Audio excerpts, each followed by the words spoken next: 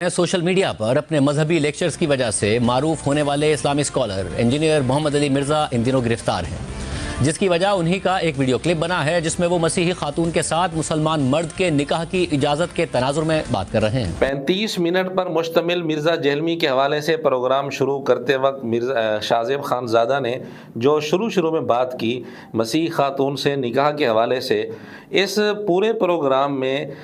شاہ زیب خان زادہ کی طرف سے یہ سوال اٹھایا ہی نہیں گیا کہ جو مسیحی خاتون حضور علیہ الصلوۃ والسلام کو ایسا سمجھے، جو لفظ مرزے نے بولا تھا گستاخانہ، تو مرزے نے کہا تھا اس کے ساتھ نکاح کی اجازت قرآن دے رہا ہے۔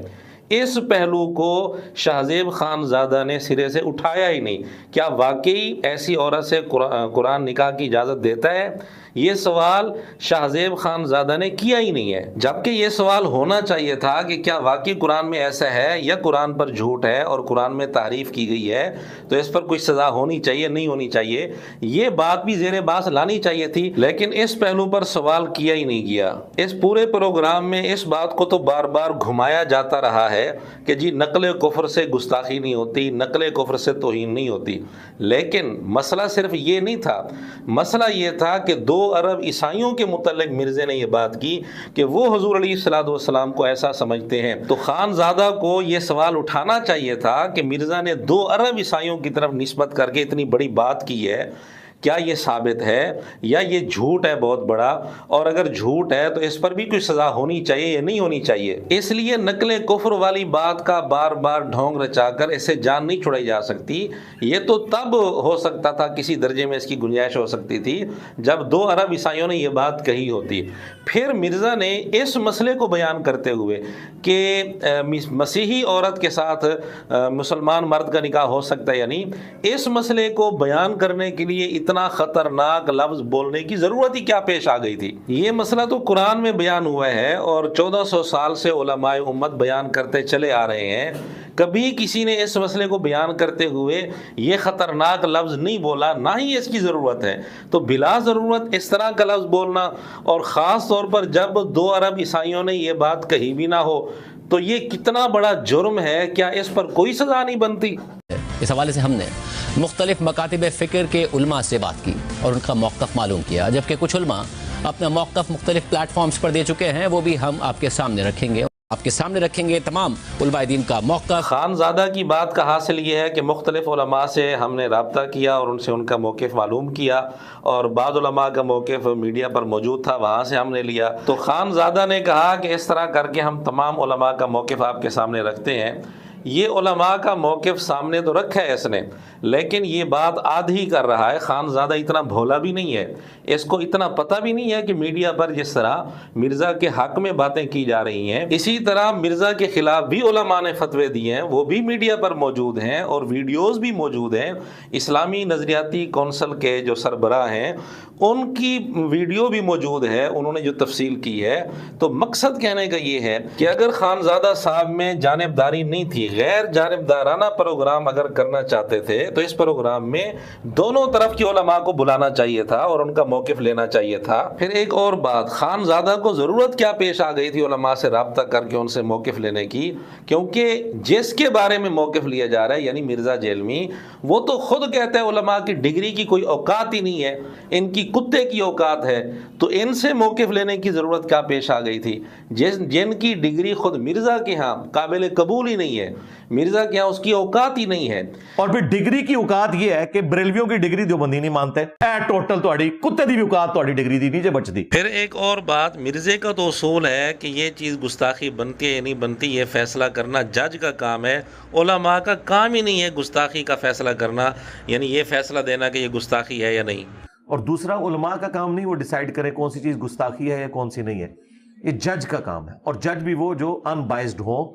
جو دلائل کی بنیاد کے اوپر فیصلہ کرے۔ تو علماء کو بلوا کر ان سے موقف لینا اور ان سے فیصلہ کروانا، یہ تو خود مرزا کے اپنے اصول کے خلاف ہے۔ پھر اس پروگرام میں یہ بات بھی ہوئی کہ بڑے حضرات متوجہ کریں، اس کو توجہ دلائیں یا توجہ دلانی چاہیے تھی، حالانکہ حقیقت یہ ہے کہ مرزے کو بار بار اس مسئلے پر پہلے بھی بہت ساری گستاخیاں اس نے کی، بے ادبیاں کی، ان پر بھی متوجہ کیا گیا، اور اس مسئلے پر خاص طور پر متوجہ کیا گیا اور جب مرزے کو متوجہ کیا گیا تو مرزے کی طرف سے جواب کیا تھا، رد عمل کیا تھا، وہ بھی سن لیں۔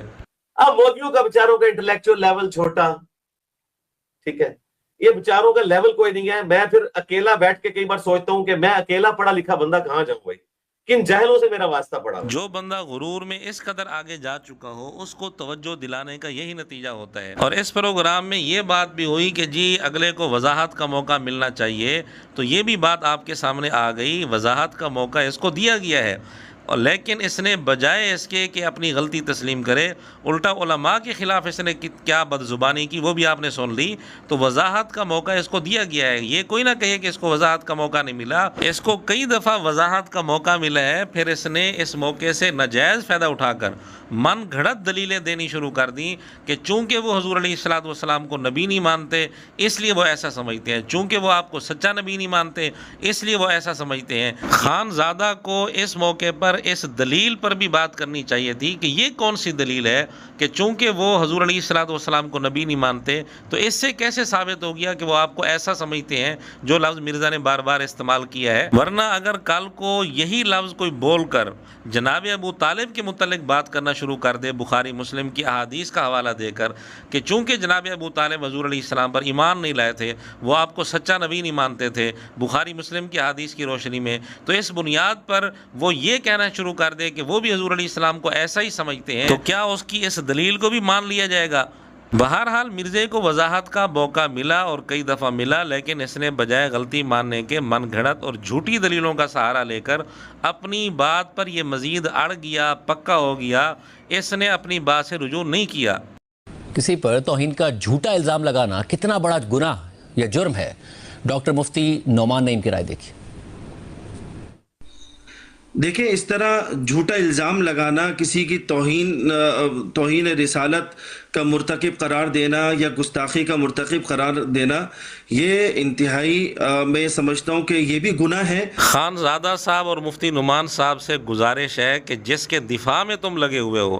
سب سے زیادہ توہین اور گستاخی کے فتوے اسی نے لگائے ہوئے ہیں، بے شمار لوگوں پر واضح طور پر اس نے توہین رسالت اور گستاخی کے فتوے لگائے ہوئے ہیں، تو اس لحاظ سے بھی بڑا مجرم مرزا ہی بنتا ہے، تو کیا اس جرم پر اس کو سزا نہیں ملنی چاہیے؟ باقی اگر آپ نے ثبوت دیکھنے ہیں تو اس سے پہلے ہم 2 کلپ بنا چکے ہیں، گستاخی کے فتوے کس نے لگائے، کفر کے فتوے کس نے لگائے۔ اگر کسی نے تسلی کرنی ہو تو یہ صرف 2 کلپس دیکھ لے، جس سے اس کو اندازہ ہو جائے گا کہ مرزے کے فتوے سے شاید ہی کوئی بچا ہو، بے شمار لوگوں پر اس نے توہین رسالت اور گستاخی کے فتوے لگائے۔ چونکہ ہمارے علماء اس حوالے سے خاموش رہتے ہیں، وہ یہ کہتے ہیں کہ ہم اگر بات کریں گے پتہ نہیں کیا ہوگا۔ میں سمجھتا ہوں کہ اس حوالے سے ہمیں واضح طور پر یہ بتانا چاہیے کہ ان کے جو جملے تھے یا الفاظ تھے اس سے کوئی گستاخی سرزد نہیں ہوتی، نہ ہی وہ گستاخی کے زمرے میں آتے ہیں۔ بنوریا کے محتمم مفتی نعمان نے کہا کہ علماء خاموش رہتے ہیں، بولتے نہیں، تو ہم مفتی نعمان سے ہی پوچھ لیتے ہیں کہ مرزے نے مقدسات کے متعلق جو غلیظ جملے بولے ہیں، جس کے چند نمونے ہمارے چینل پر ہی موجود ایک کلپ میں آپ دیکھ سکتے ہیں، اب آپ نے اس پر خاموش نہیں رہنا، آپ نے کلپ بنانا ہے اور یہ بتانا ہے کہ مرزے کے یہ جملے بھی گستاخی کے زمرے میں آتے ہیں یا نہیں، توہین رسالت، توہین انبیاء، توہین صحابہ کسی زمرے میں آتے ہیں یا نہیں۔ آپ دیکھیں گے مفتی نعمان کے اندر کتنا انصاف ہے۔ پھر اسی پروگرام میں اہل تشیع کے علامہ امین شہیدی نے اپنی گفتگو میں یہ تاثر دیا کہ یہ جو مسئلہ ہے توہین کا الزام لگا دینا اور FIR کٹوا دینا وغیرہ وغیرہ، یہ مسئلہ صرف پاکستان میں ہے اور وہ بھی ایک طبقے کی طرف سے ہے، یہ بھی بہت بڑی غلط بیانی ہے۔ یہ تو وہ لوگ ہیں جو اپنے لیڈر خامنائی کے متعلق توہین آمیز کلمات، نازیبہ کلمات کہنے پر کارروائی کا مطالبہ حکومت سے کرنے لگ جاتے ہیں۔ ڈیرہ غازی خان میں FIR کاٹی گئی ہے 295A کے تحت، صرف خامنائی پر بات کرنے کی وجہ سے۔ اگر ان کے ہاں خامنائی کا تقدس ہے تو کیا اہل اسلام کے ہاں صحابہ کا تقدس نہیں ہے؟ کیا انبیاء علیہ السلام کا تقدس نہیں ہے؟ کیا حضور اکرم صلی اللہ علیہ وآلہ وسلم کا تقدس نہیں ہے؟ ایران میں ایک صحافی پر سیدنا حسین رضی اللہ تعالیٰ عنہ کی توہین کا الزام لگا کر اس کو گرفتار کیا گیا، اور اس کی وجہ صرف یہ تھی کہ اس نے یہ لکھا تھا کہ سیدنا حسین رضی اللہ تعالیٰ عنہ کربلا میں شہید نہیں ہوئے، ان پر طبی موت آئی تھی۔ اسی طرح ایک خبر کے مطابق تہران میں توہین مذہب کے جرم میں 2 افراد کو پھانسی دی گئی۔ ایک اور خبر کے مطابق ایک مرد اور ایک عورت ان کو رجم کی سزا کے خلاف لکھنے پر 6 سال کی قید سنائی گئی۔ یہ ہم نے ایران کے متعلق چند حقائق پیش کیے ہیں۔ اب آپ اعلی تشیع کے علامہ امین شہیدی کی بات سنیں اور فیصلہ خود کریں کہ کس قدر یہ لوگ غلط بیانی سے کام لیتے ہیں۔ یہ صرف پاکستان کا مسئلہ ہے، دنیا میں تقریباً 57 اسلامی ممالک ہیں،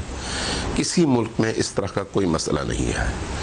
یہ جو توہین رسالت، توہین صحابہ، توہین فلان یہ چیزیں جو ہیں پاکستان ہی میں آہستہ آہستہ پنپنے لگیں اور اس کو پروموٹ کیا گیا اور اس کے نتیجے میں شدت پسندی کو اپنے عروج تک پہنچایا گیا ہے۔